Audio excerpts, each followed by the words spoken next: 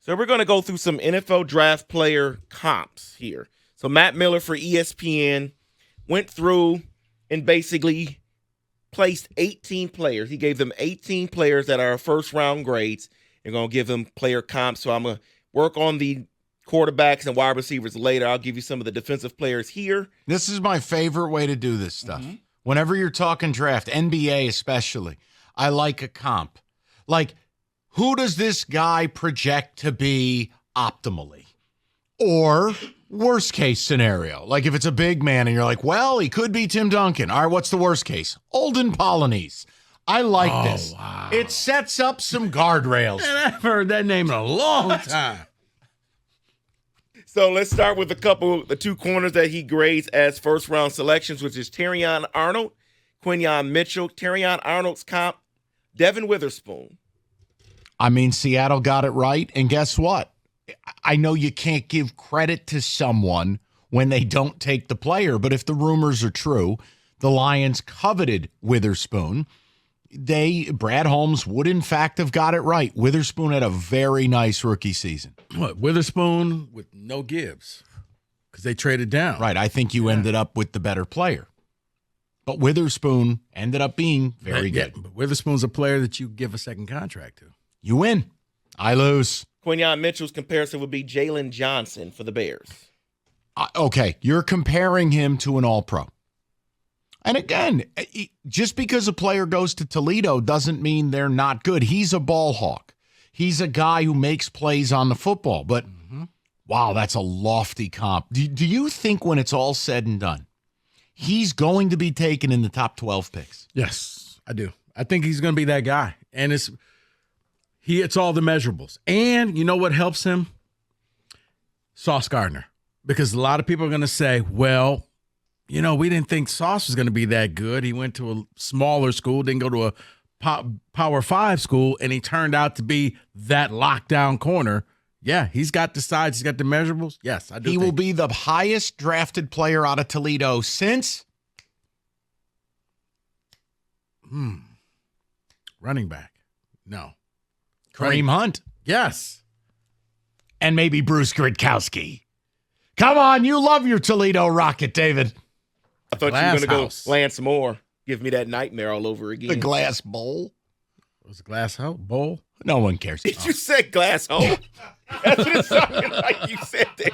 Wait, wow. what? It sounded like he said glass hole. All right, let me give you the comparisons for the two edge rushers that he believes are first-round grades. So Dallas Turner's comp would be Josh Allen for the Jags. And Jared Verse comparison would be Trey Hendrickson. See, that's real. Okay. That's really interesting because, like, Josh Allen, no one pays attention to because he's in Jacksonville. He's had a tremendous season. See, Verse, maybe this is the knock on the They think kid. Josh Allen, they think the other Josh Allen. Well, right. But maybe the knock on Verse and why there's such variance, there's just a differing opinion on the athletic ability, the high twitch quicks, the skill. Because Hendrickson quietly goes about his business. He outworks you. He's consistent. He comes up with big plays, but it's not flashy. I was about to say he lacks a sizzle. You don't like, ooh, I got to see him play. That could be it. Because I love Verse. If Verse is one of those guys there at 29. No, that's the one. But it's weird because I've seen him in the second round. I've seen him at 8. I've seen him in the top 10. Yeah, 8, 30th. And you're like, okay, hold on.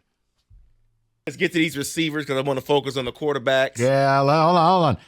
Name the receiver, and then maybe Rico and I can do a comp. Okay, let's start with Marvin Harrison Jr.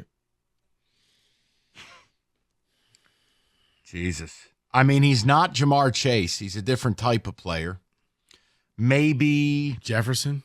What about a guy like an A.J. Green? That is the comp for A.J. Green. Tall, but not 6'6", fast, but not Chase. He's just built in a lab, create a player guy.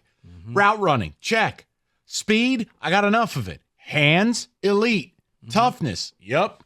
He's just open, always. Always. So you mentioned Jamar Chase. There is a comp for Jamar Chase. So what player coming to the draft would be compared? I'll give it to you. And unfortunately, I think might be two guys. I think it's Neighbors and Odunze. I think they're both potentially that freak show athlete.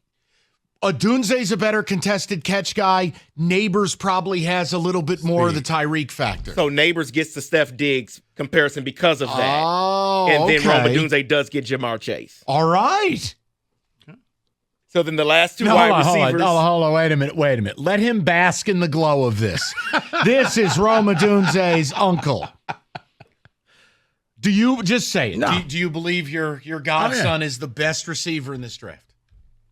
No, I don't. I think he's one of the top 2. So it's him and Harris. Him and Harrison. I think that he's more marketable. Harrison's a little bit of a weirdo.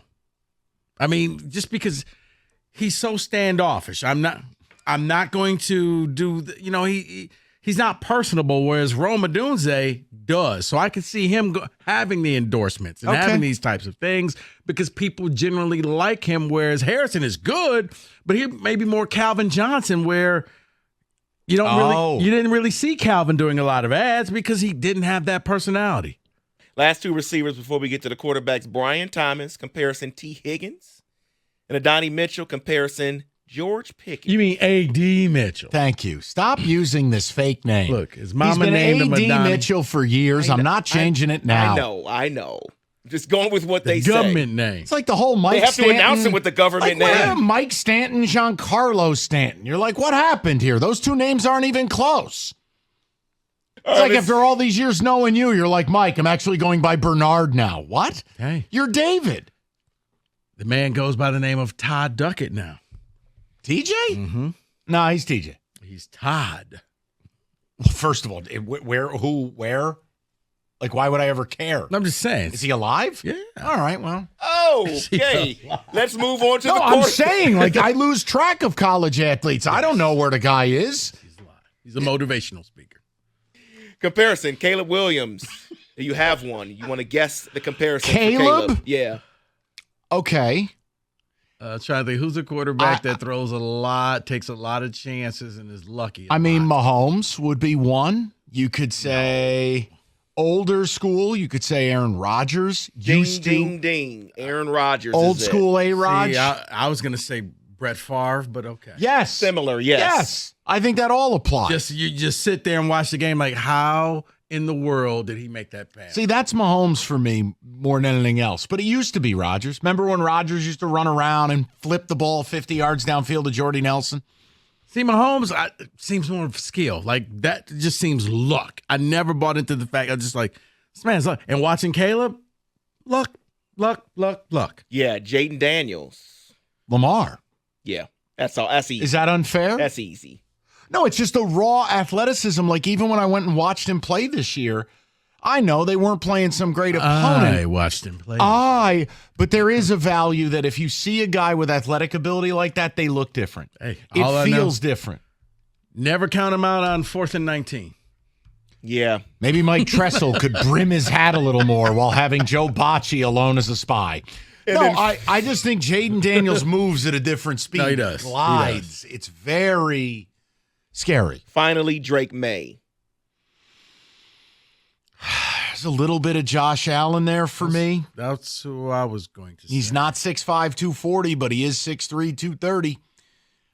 He can run it. He's got toughness. He makes some stupid errors. Who do they comp him to? Think Michigan State bowl game. He didn't look good in this bowl game. I Mike. don't know. We don't make many of them. Herbert. Justin Herbert. Oh, okay. Yeah. Yes. Because Herbert even liked the Rose Bowl. He ran it for 2 touchdowns. He was awful throwing it against Wisconsin. And I'm like, Rico, this is the guy you're sponge bathing? Yeah. Rico ended up right. Not about being right. What about J.J. McHeartthrob? He did not get a first-round grade from Matt Miller, so he's not on here. What is J.J.'s comp? Don't slander. Then you know what? I'll just say 97-1. Because I was, you know what? As of right now, it may be Lance. The opinions of Rico Beard do not represent those of anyone else on this station or 97.1 The Ticket.